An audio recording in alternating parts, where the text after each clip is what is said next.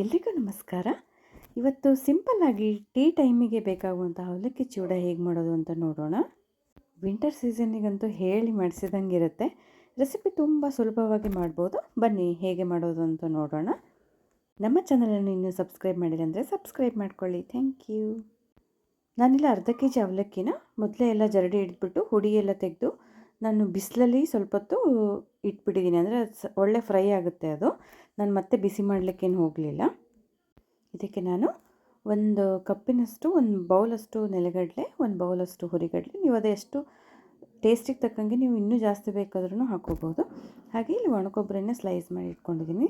ಹಾಗೆ ಕರಿಬೇವು ಒಂದು ಹಿಡಿ, ಹಸಿಮೆಣಸು ಖಾರಕ್ಕೆ ತಕ್ಕಂಗೆ ನೀವು ಹೇಗೆ ತಿಂತೀರಾ ಹಾಗೆ. ಇಲ್ಲಿ ನಾನು ಒಂದು 7ರಿಂದ 8 ಟೇಬಲ್ ಸ್ಪೂನ್ ಎಣ್ಣೆಯನ್ನು ಬಿಸಿ ಮಾಡಲಿಕ್ಕೆ ಇಟ್ಕೊಂಡಿದ್ದೀನಿ. ಇದಕ್ಕೆ ನಾನು ಎಣ್ಣೆ ಕಾದ್ಮೇಲೆ ಶೇಂಗಾ ಎಲ್ಲ ಹಾಕಿ ಸಣ್ಣ ಉರಿಯಲ್ಲಿ ಹುರಿಬೇಕಾಗುತ್ತೆ. ಇದು ಕ್ವಾಂಟಿಟಿ ನಿಮಗೆ ಹೇಗೆ ಬೇಕೋ ಅದು ಹಾಕೋಬಹುದು. ಯಾಕಂದರೆ ಮಕ್ಕಳಿಗೆಲ್ಲ ತುಂಬ ಇಷ್ಟ ಆಗುತ್ತೆ ಶೇಂಗಾ ಬೀಜ. ಹಾಗೆ ನಾನು ಸ್ವಲ್ಪ ಜಾಸ್ತಿ ಹಾಕಿದ್ದೀನಿ. ಇದು ಬೆಂದ ಮೇಲೆ ಸಿಡಿಯುತ್ತೆ, ಸೌಂಡ್ ಬರುತ್ತಲ್ವ, ಆಗ ಇದು ಆಗಿದೆ ಅಂತ ಅರ್ಥ. ಇಲ್ಲದ್ರೆ ಅದು ಹಸ್ಗ ಬಸ್ಗ ಬೇಯುತ್ತೆ ಅಂತ ಹೇಳ್ತಾರಲ್ವ. ಅದಾದಮೇಲೆ ನಾವು ಅದನ್ನು ಫ್ರೈ ಮಾಡಿ ಅವಲಕ್ಕಿಗೆ ಹಾಕಬೇಕಾಗುತ್ತೆ. ನೆಕ್ಸ್ಟು ಹುರಿಗಡಲನ್ನು ಸಹಿತ ನಾವು ಅದೇ ರೀತಿಯೇ ಫ್ರೈ ಮಾಡಿ ನೋಡಿ, ಸ್ವಲ್ಪ ಸಣ್ಣ ಉರಿಯಲ್ಲೇ ಬೇಯಿಸ್ಕೊಳ್ಳಿ. ಈ ರೀತಿ ಕಲರ್ ಚೇಂಜ್ ಆಗುತ್ತೆ. ಸ್ವಲ್ಪ ಮುಟ್ಟಿದರೆ ಗೊತ್ತಾಗುತ್ತಲ್ವ ಅದು ಕ್ರಿಸ್ಪಿ ಆಗಿದೆ ಅಂತಂದು. ಆ ರೀತಿ ಇದನ್ನು ಸಹಿತ ನಾವು ಅವಲಕ್ಕಿಗೆ ಹಾಕ್ತಾಯಿದ್ದೀವಿ. ಈಗ ಒಣಕೊಬ್ಬರಿಯನ್ನು ಸ್ಲೈಸ್ ಮಾಡಿ ಇಟ್ಕೊಂಡಿದ್ದೀವಲ್ವ, ಅದನ್ನು ಸಹಿತ ನಾವು ಸಣ್ಣ ಉರಿಯಲ್ಲಿ ಮಾಡಿ ಬ್ರೌನಿಷ್ ಕಲರ್ ಬರಬೇಕು. ನೋಡಿ, ಈ ಗೋಲ್ಡನ್ ಬ್ರೌನ್ ಬರುತ್ತಲ್ವ, ಆ ಕಲರ್ ಬಂದಮೇಲೆ ನೋಡಿ ಈ ಥರ ಆಗಬೇಕು. ನೀವು ಜೋರು ಇಟ್ಬಿಟ್ರೆ ಏನಾಗುತ್ತೆ, ಕಪ್ಪಾಗಿಬಿಡುತ್ತೆ, ಟೇಸ್ಟ್ ಹೋಗ್ಬಿಡುತ್ತೆ, ಕಹಿ ಬಂದುಬಿಡುತ್ತೆ.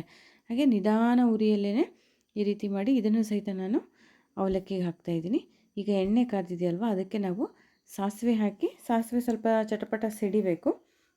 ಅದು ಸಿಡಿದಾದ್ಮೇಲೆ ನಾವು ಹೆಚ್ಚಿರುವಂತಹ ಹಸಿಮೆಣಸು, ಹಾಗೆ ಒಂದು 2-3 ಒಣಮೆಣಸು ತುಂಡು ಇಟ್ಕೊಂಡಿದ್ವಲ್ಲ ಅದು, ಹಾಗೂ ಕರಿಬೇವಿನ ಸೊಪ್ಪು, ಅರಿಶಿಣ ಹಾಕಿ ಸ್ವಲ್ಪ ಉಪ್ಪು ರುಚಿಗೆ ತಕ್ಕಷ್ಟು, ನಿಮಗೆ ಹೇಗೆ ಗೊತ್ತಾಗುತ್ತಲ್ವ ಅಳತೆಗೆ ಎಷ್ಟು ಬೇಕಾಗುತ್ತೆ ಅಂತ, ಅಷ್ಟು ಉಪ್ಪನ್ನು ಹಾಕಿ ಚೆನ್ನಾಗಿ ಮಿಕ್ಸ್ ಮಾಡ್ಕೊಳ್ಳಿ ಎಲ್ಲ ಕಡೆ. ಉಪ್ಪು ಈಗ ಹಾಕಿದ್ರೇ ಒಳ್ಳೆಯದು, ನಿಮಗೆ ಎಲ್ಲ ಕಡೆ ಹೊಂದ್ಕೊಳ್ಳುತ್ತೆ, ಸೆಟ್ಟಾಗುತ್ತೆ ಉಪ್ಪು. ಅದೇ ನೀವು ಮೇಲೆ ಹಾಕಿದರೆ ಅದು ಒಂದೊಂದು ಕಡೆ ಉಪ್ಪಿರುತ್ತೆ, ಒಂದೊಂದು ಕಡೆ ಚಪ್ಪೆ ಇರುತ್ತೆ. ಹಾಗೆ ಈ ಒಗ್ಗರಣೆಯಲ್ಲಿ ಹಾಕಿದರೆ ಒಳ್ಳೆಯದು. ಒಗ್ಗರಣೆ ಸಹಿತ ನಾವು ಅವಲಕ್ಕಿಗೆ ಹಾಕಿಬಿಡಬೇಕು. ಇದಕ್ಕೆ ನೀವು ರುಚಿಗೆ ದ್ರಾಕ್ಷಿ ಹಾಗೂ ಗೋಡಂಬಿನೂ ಫ್ರೈ ಮಾಡಿ ಹಾಕೋಬೋದು, ತುಂಬ ಚೆನ್ನಾಗಿರುತ್ತೆ. ನೋಡಿ, ನಾನು ಆ ಬಾಣಲೆಗೆ ಎಣ್ಣೆ ಎಲ್ಲ ಇರುತ್ತಲ್ವ, ಅದನ್ನು ಸ್ವಲ್ಪ ಅವಲಕ್ಕಿ ಮಿಕ್ಸ್ ಮಾಡಿ ಮತ್ತೆ ಇದಕ್ಕೆ ಹಾಕ್ತಾಯಿದ್ದೀನಿ. ನೋಡಿ, ಇದನ್ನು ನಾವು ಹುಷಾರಾಗಿ ಮಿಕ್ಸ್ ಮಾಡಬೇಕಾಗುತ್ತೆ. ಇಲ್ಲದ್ರೆ ಈ ರೀತಿ ನಾನು ಮೊದಲು ಕುಲುಕಿ ತೋರಿಸಿದ್ನಲ್ವ, ಆ ರೀತಿ ನಾವು ಪಾತ್ರೆಯನ್ನು ಕುಲುಕಿದರೆ ಚೆನ್ನಾಗಾಗುತ್ತೆ. ಅದಾದಮೇಲೆ ಸ್ವಲ್ಪ ಸೌಟಿಂದ ನಿಧಾನಕ್ಕೆ ಕೈ ಆಡಿಸ್ಬೇಕಾಗುತ್ತೆ, ಇಲ್ಲಾಂದರೆ ಅವಲಕ್ಕಿ ಎಲ್ಲ ಪುಡಿ ಪುಡಿ ಆಗ್ಬಿಡುತ್ತೆ. ಹಾಗೆ ನಾನು ರುಚಿಗೆ ತಕ್ಕಷ್ಟು ಸ್ವಲ್ಪ ಸಕ್ಕರೆ ಪುಡಿನ ಮಾಡಿಟ್ಕೊಂಡಿದ್ದೆ, ಒಂದು 2-3 ಚಮಚ. ಅದು ಸಹಿತ ಇದ್ದರೆ ಒಂಥರ ಚೆನ್ನಾಗಿರುತ್ತೆ, ಮತ್ತು ಮತ್ತೆ ಸಿಹಿ ಸಿಗ್ತಾ ಇರ್ತದಲ್ವ, ಸ್ವಲ್ಪ ಟೇಸ್ಟ್ ಚೆನ್ನಾಗಿರುತ್ತೆ. ಇದು ಸ್ವಲ್ಪ ನಾವೆಲ್ಲ ಮಿಕ್ಸ್ ಮಾಡಿದ್ಮೇಲೆ ಒಂದು 2-3 ನಿಮಿಷ ಬಿಸಿ ಮಾಡಿಬಿಟ್ಟು ಅದು ಫುಲ್ ತಣ್ಣಗಾಗ್ಲಿಕ್ಕೆ ಬಿಟ್ಟು ಏರ್ಟೈಟ್ ಬಾಕ್ಸಲ್ಲಿ ಹಾಕಿ ಸ್ಟೋರ್ ಮಾಡಿಟ್ಕೊಳ್ಳಿ. ಒಂದು 15ರಿಂದ 20 ದಿನದವರೆಗೂ ಚೆನ್ನಾಗಿರುತ್ತೆ. ನೋಡಿ, ಇದು ನಿಮಗೆ ಇಷ್ಟ ಆದರೆ ಬೆಳ್ಳುಳ್ಳಿ ಸಹಿತ ಹಾಕೋಬೋದು. ನಾನು ಹಾಕ್ಲಿಕ್ಕೆ ಹೋಗಲಿಲ್ಲ, ತುಂಬ ದಿನ ಸ್ಟೋರ್ ಮಾಡಿದ್ರೆ ಅದೊಂಥರ ಸ್ಮೆಲ್ ಬಂದುಬಿಡುತ್ತೆ.